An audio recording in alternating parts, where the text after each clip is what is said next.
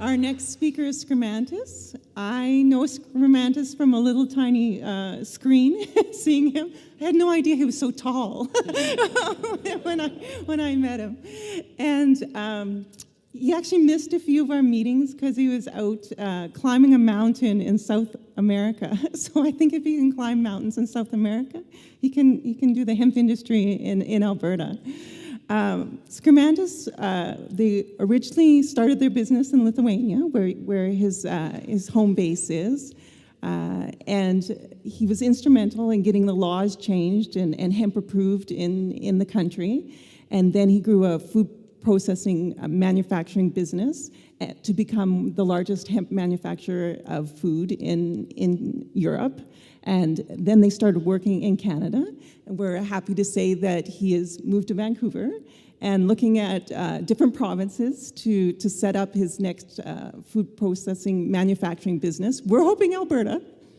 And we're hoping that you too can have an announcement one day soon about us funding you and finding a home here to expand your business.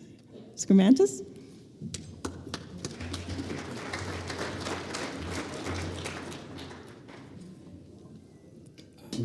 So, ladies and gentlemen, I'm thrilled to be back to Edmonton, back to Alberta. I want to congratulate all of you for being here. Thank you, Lori Jo, for arranging this. It's impressive. I missed a couple years, like some of us did during COVID. Last time I was here in Edmonton was not, did not bring too much luck to me. I remember watching the last NHL game, Oilers against someone. I'm sorry, not from Canada. I don't know all the teams in NHL. And I remember, there were a couple of announcements. COVID is there, and Aurora Cannabis, at the time, mothership of us, just told us that they're letting go of all the hemp businesses. Basically all fired. So, but we managed to, save what we could, and that included our businesses in Europe, and at least part of that business in Canada. And we are back to it, and we are significantly different in terms of quality and scale as well to compare to last time I was here. So, okay, I have a few slides for you guys. Who are we? Some of you may have heard of a company called, there were two companies, called AgroPro and Borella, in business since almost 10 years ago. And then, Aurora Cannabis bought us, changed the name to Aurora Hemp. And then, the last visit to Edmonton happened, yeah. And right now, we are quite big in terms of hemp farming for food. Roughly 27,000 acres this season, 2022. I'm not talking historical numbers from before. We're looking at actually sowing that number this year. Was maybe 60% of that last year. Quite good seed processing facility in Europe, Lithuania, constantly expanding, constantly capex hungry. It's a headache. You may have seen some of our products on shelves in Canada, United States, and elsewhere. Our brand is called Planet Superfood. Used to be Planet Hemp Superfood, but funny thing is that we had to change that to Planet Superfood, meaning dropping the word hemp out of it, just because Google, Facebook algorithms will block you from doing anything, over internet. If you have anything to do with hemp in their minds, cannabis, how stupid of them, they're not there yet. So samples like that, these are red flags that all of us should be aware,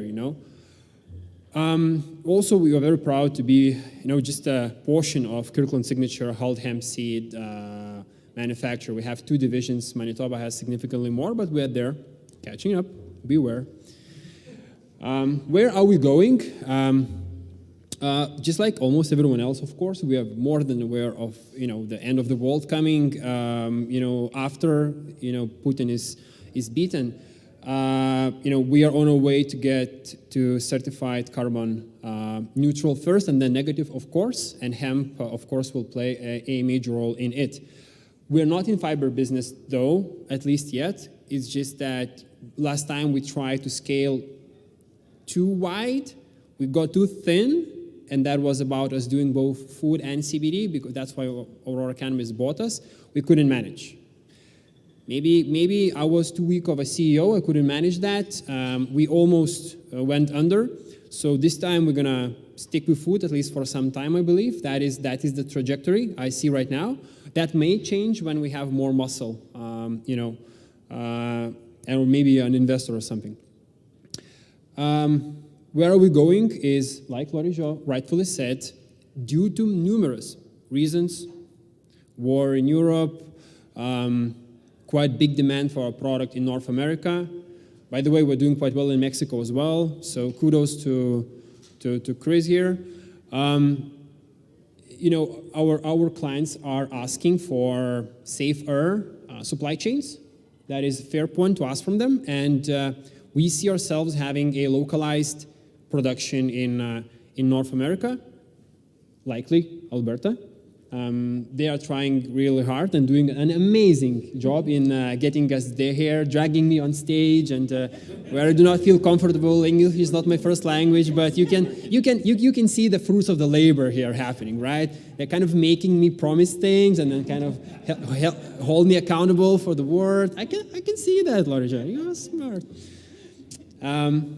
And where we're going is we are kind of transitioning, or have transitioned from a bulk hemp food manufacturer into a end consumer ready food product developer and producer. That would include hemp protein bars, all kind of smoothie mixes for drinks. We are right now, in our new product development pipeline, we have granola. Kudos to Manitoba Harvest, you taught us that's a good product. Then we have a beverage, a totally different kind of new product development, very deep waters for us, but we'll try. We have a few snack SKUs and instant oatmeal, but from hemp. So we're gonna see. Very deep waters, lots of that we're doing for the first time. About to try to get some Alberta scientists involved in all of that. So very high hopes. But we do that because, like it was rightfully mentioned, the whole supply chain and supply and distribution chain is not there. We are kind of forced by market powers to bring hemp onto a table of an end consumer. It's just not enough anymore to grow your business, not enough to be a good manufacturer of, for example, hemp seed oil or hemp protein powder.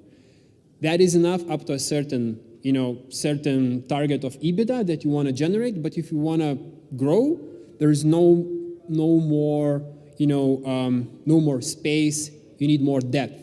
So you go either. We tried to go into sideways with CBD, miserably failed. Now we're trying to go deeper. We're trying to bring hemp to the table of a consumer that, for example, also was not very happy with a hemp protein powder in a way that some of us, including ourselves, are comfortable manufacturing. It's too coarse, it's too green, the aftertaste is not there, and it's not that functional. Kudos to Blue Sky for telling that first. So we have to adopt, and that is the message that we have to adopt or die. We're not going to die. It's all going to be okay. So I'm here. So of course because of Lori Jo, but we have to bring something to the table. We're not there yet to announce investments of scale mentioned before. I salute bravery, financial capabilities, and ambition. It's just great. Such a progress. It's like a blink of an eye. You guys managed to pull together projects of such ambition, such scale. I'm totally impressed, and the only thing I can wish is to execute. If you guys will execute, I will be the biggest fan of your products, and yeah, so really good job. But still, we have to bring something to the table as well, and I think that just like it was mentioned before, we need more acres. We need more acres for fiber, for food, you name it. We just need more people to grow hemp. And can we do something differently about people who are already, the hemp fans, and they see that the value in having hemp in the crop rotation? I'm not entirely sure. There are people doing that already. Us trying to chase after the same farmer will probably not mean much in terms of overall big picture, maybe 2, 3, 4 cents per pound per seed purchased. So in short term, good for farmer. Overall value creation, overall EBITDA per industry, that would not be any significant value. So maybe what we can do is try a model that has been successful for us in Europe. And the model is where with people that are in farming but not comfortable taking a step towards hemp farming, we take over a risk and we take over at least partially of cash flow management. In practice, so there are many sub-models, but in practice that looks like together we pick some fields. We agree on of scale and amount of services, agricultural services that a certain farmer or a community of farmers at certain price range would do for the project, right? And we pay for it, usually within like 30 days after that is done. We rent the actual field, meaning we pay for the field in spring-ish. You would have to talk to our agronomists more about that, but it's money before anything is harvested yet. And then just before entering the field, usually with our own harvesters, meaning even before seeds hit the drying facility, most of the remaining or all of the remaining balance is paid. Net result is a little bit less per pound for farmer, but the value is farmer wasn't touching the plant before. Now, because it's risk-free to the farmer, more acres are planted, more seeds are grown, more seeds available for Manitoba, for us, for everyone. We can push harder. We can get closer to economy of scale. We can do projects like curriculum signature, etc. And all of us need that. We need more farmers to to come on board. For us, of course, because we put money up front, we take all the risk, we expect a benefit of a marginal lower cost of goods produced in terms of seeds in our balance sheet. But that is a fair trade, not for those who are experts in hemp, but those that want to give it a try. And there are, again, various sub-models, some models for people that are already doing fiber, other models that are not doing that. And I'm not qualified, to talk about, every penny of the dollar. If you ask me after, in the corridor or something, but that is in principle the model that got us from when Aurora kicked us out. We were doing maybe 10,000 acres-ish, mostly certified organic. We're still doing mostly certified organic, by the way.